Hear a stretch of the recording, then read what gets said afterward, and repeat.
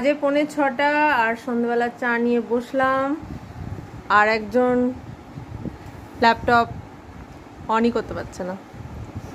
মানে ভাগ্য যখন তোমার খারাপ থাকবে তখন তুমি যতই চেষ্টা করে নাও তোমার সাথে ভালো হবে না, এটাই হচ্ছে প্রমাণ।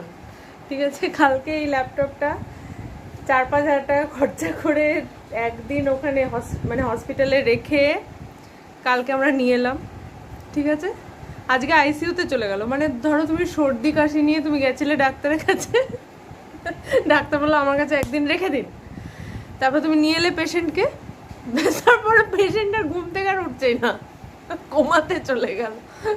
আজব নিয়ে এখন ফোন করেছিলাম, আর মানে বিশ্বাস করো সকাল থেকে এত ইন্টারেস্ট নিয়ে আমি ব্লগটা পুরো শ্যুট করলাম। আমি বিকাল বিকাল রাখা ঘুমাচ্ছে, আমি এডিট করে নিই, অন করতে গেলাম অনই হচ্ছে না। ফোন করলো সুদীপ, বলছে নিয়ে আসুন। হ্যাঁ, এই তোমার ডাক্তার ভাই, ডাক্তার পাওয়া গেছে, এটাই বহুত বড় ব্যাপার।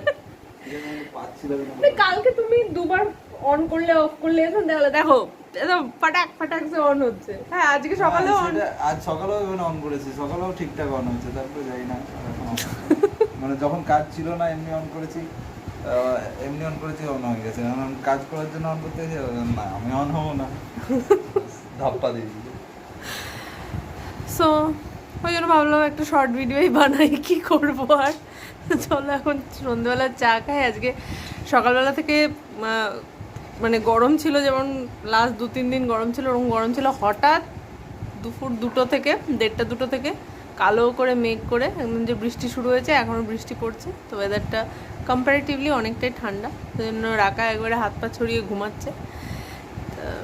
চলো চা খাই।